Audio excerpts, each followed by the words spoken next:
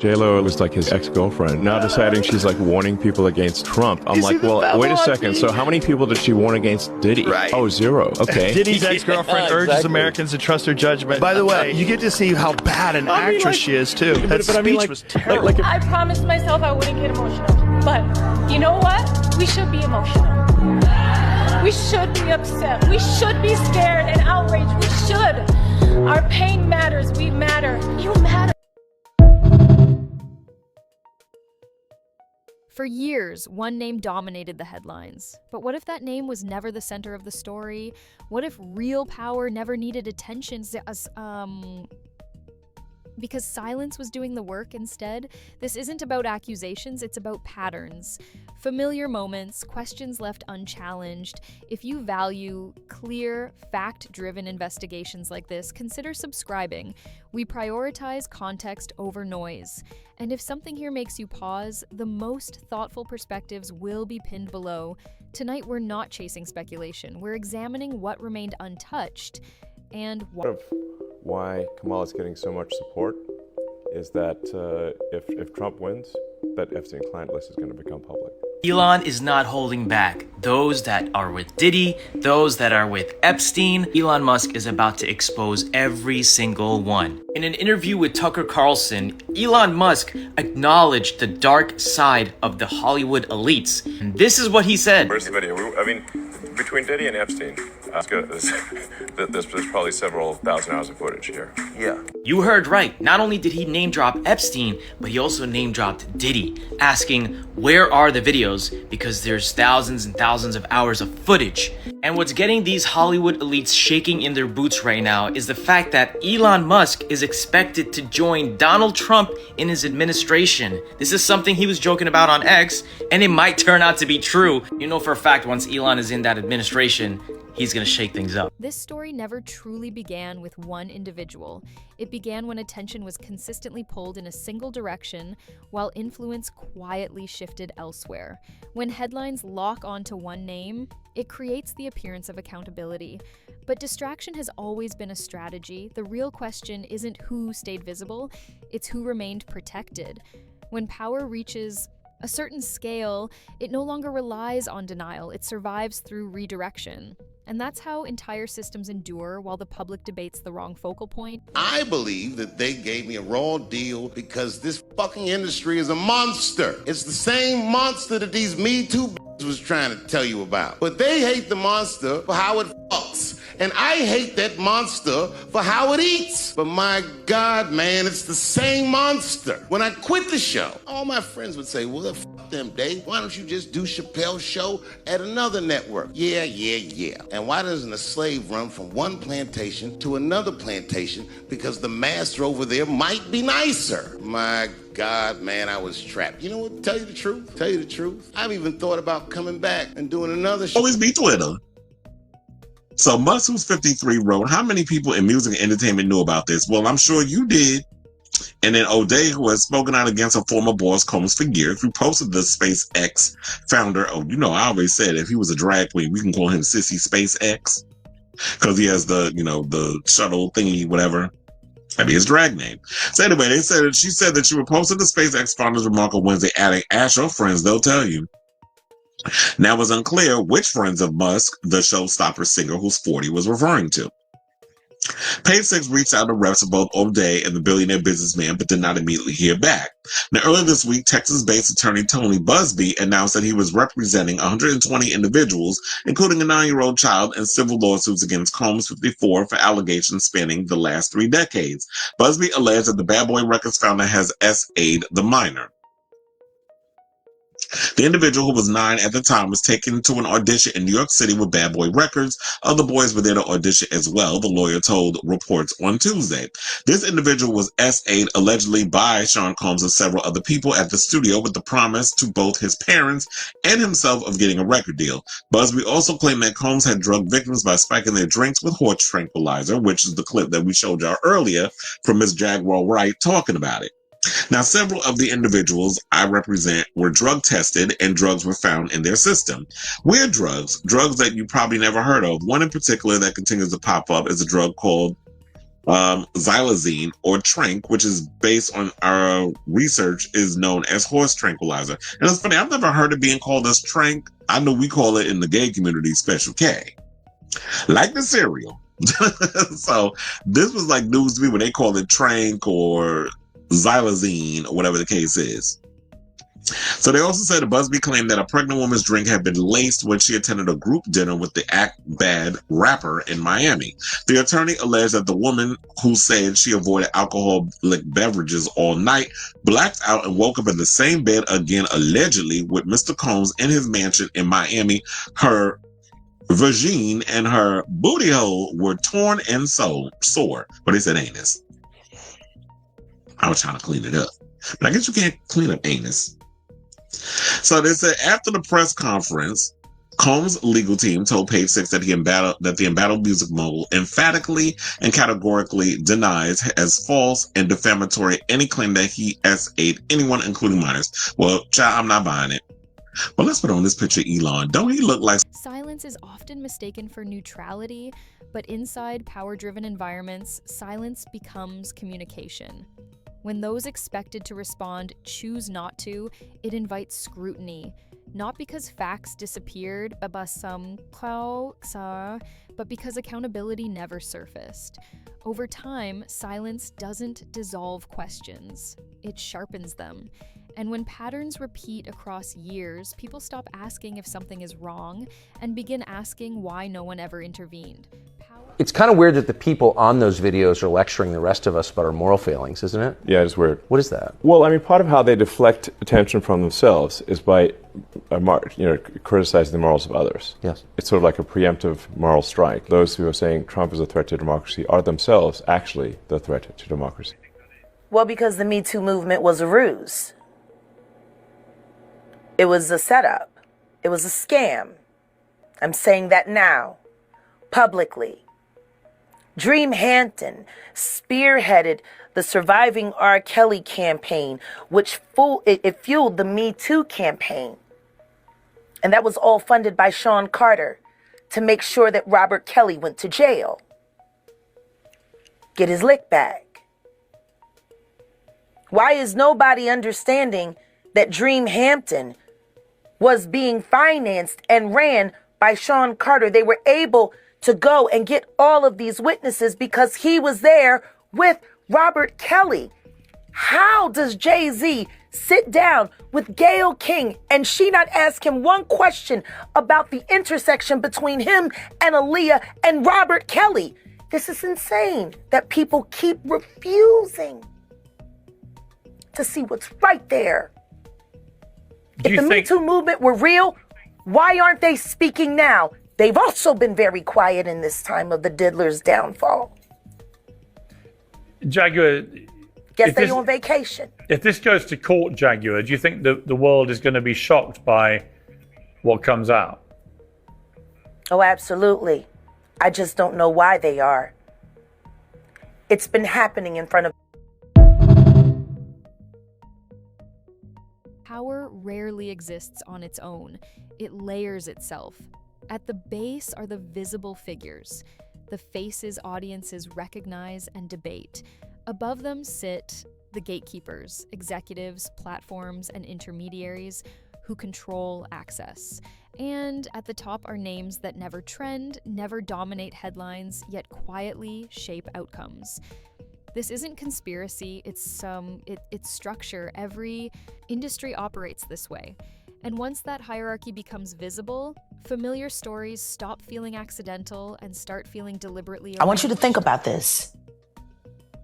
Allegedly, Sean Carter is responsible for enacting Hype Williams to put Aaliyah on a faulty plane to move her out the way as punishment for rejecting him, and so he could level up Beyoncé, who was struggling. Let's just say allegedly that happened. Now I want you to think about 106th and Park with Mary J. Blige. Free, who is a victim of Sean Carter. Yeah. Mary J. Blige, who is a victim of Sean Combs, are sitting there talking about the death of Aaliyah. amongst each other. Think about that. You got a Diddy victim, you got a Jay-Z victim, and you got a superstar gone.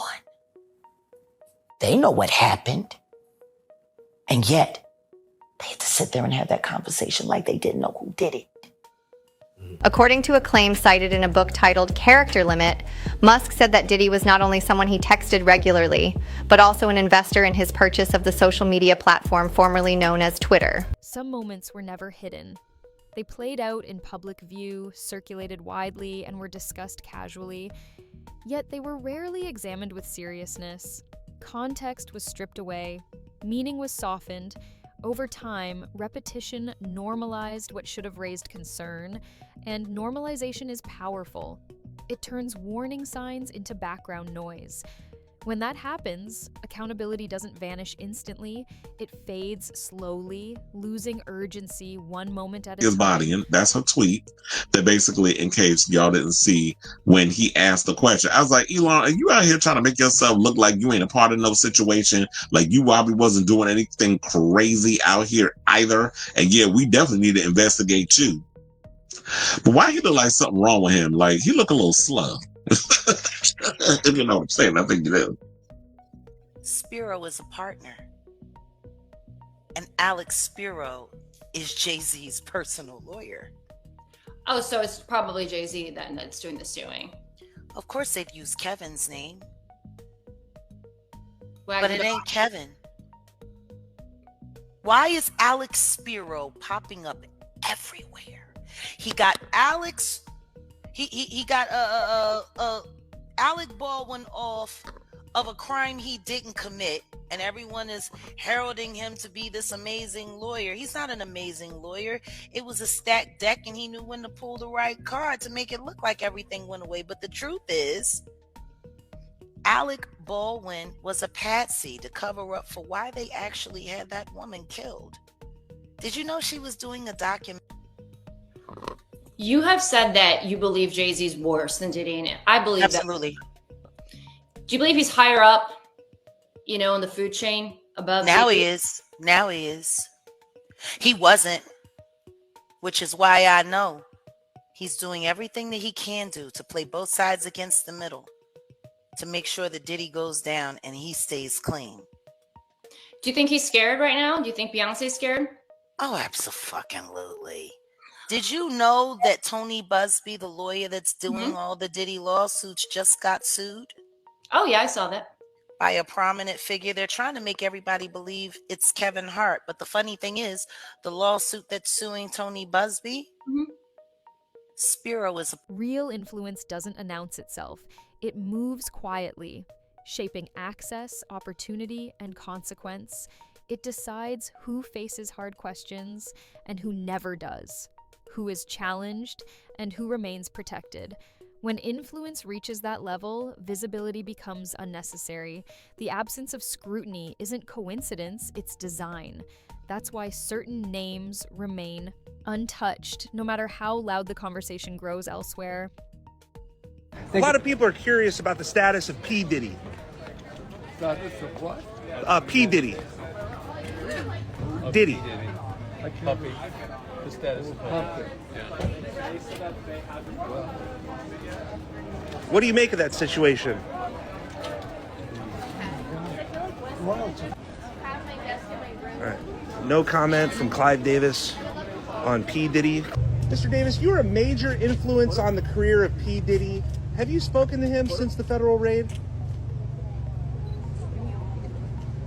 Yes. Have you spoken to Sean Combs?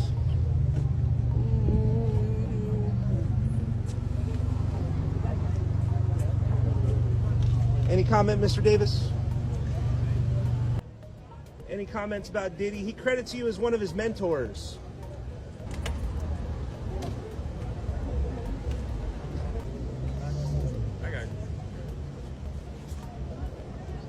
Many stories don't disappear because they're untrue. They stall because following them carries a cost. Careers, access, relationships, all become leverage points. In those moments, silence feels safer than truth, not because people lack information, but because information alone isn't power. Action requires permission, and inside controlled environments, permission is rarely offered without consequence. Does Elon Musk need to be investigated? Is the Pope Catholic? So yes, I do think that people need to start looking into Elon Musk, because I think he ain't innocent in a lot of stuff either. And for him to try to be slick and post that tweet about how many people in the music industry knew about this. I'm thinking for a long period of time, a lot of the stuff was going on in the music industry. I've always said, when was the music industry going to have its Me Too moment? And now it feels like it's happening. It just took us a while to get there. And I think maybe because people look the other way, because the music industry,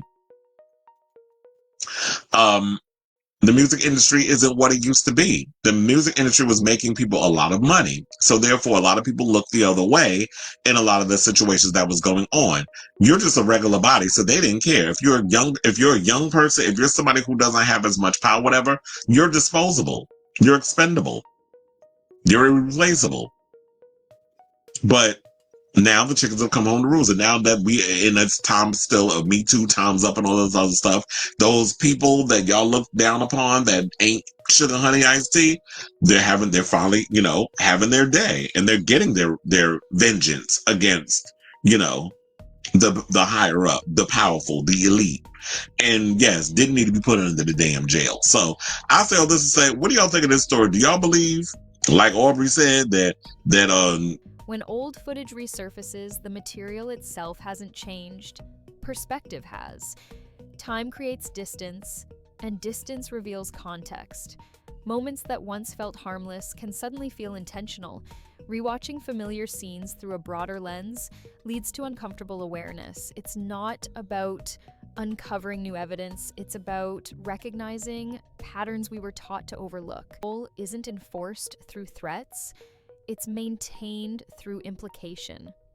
The fear of being associated with controversy keeps people in line. When reputations depend on proximity, silence becomes a form of self-preservation. That's how ecosystems protect themselves, not through commands, but through shared understanding that speaking comes with consequences. If Bishop Jakes was at a Diddy party, there could only be two reasons: money or sex. That's all that happens at Diddy parties. I hope it was for money, because arguing about who's going to put the strap on is... that can be a very uncomfortable situation. We're going to pray on it. Praise the Lord, Clean and simple heroes, villains, success, collapse, but real systems are complex. They survive through cooperation, compromise, and selective forgetting. When public image clashes with private structure, image usually prevails, at least for a time, until pressure builds in places the system never anticipated. Yo, bro, Cassie has turned over substantial amounts of evidence to the feds. I'm told that after Cassie had a long conversation with Blank, I have to protect this person. They're going through a lot right now. And her lawyers, she finally was convinced to give up the videotapes and audio recordings that contain footage of S parties and other private gatherings that feature some pretty powerful and prominent people. And get this, she even gave up a burner phone and USBs that belonged to Kim Porter with incriminating evidence against Diddy. I'm told that there are a slew of artists, politicians, and entertainers that are about to be exposed and arrested for H10. I'm paraphrasing there, okay? H10. I'm told that Cassie's husband played a significant role in getting Cassie to turn over the evidence. It's to my understanding that Cassie felt that by exposing the truth, it would also make her look like a filthy Moor, and I'm paraphrasing there, because some of the videos she turned in, it shows her getting number one, okay guys, I'm paraphrasing again, and committing more disgusting acts that she was forced to do. I'm also told that multiple male escorts... Eventually, something shifted, not because the system collapsed, but because it became visible. Once enough people began linking timelines instead of headlines, silence lost its effectiveness. When patterns replace distractions, narratives lose their grip. And in that moment, denial no longer works. It's replaced by management, containment, and damage control.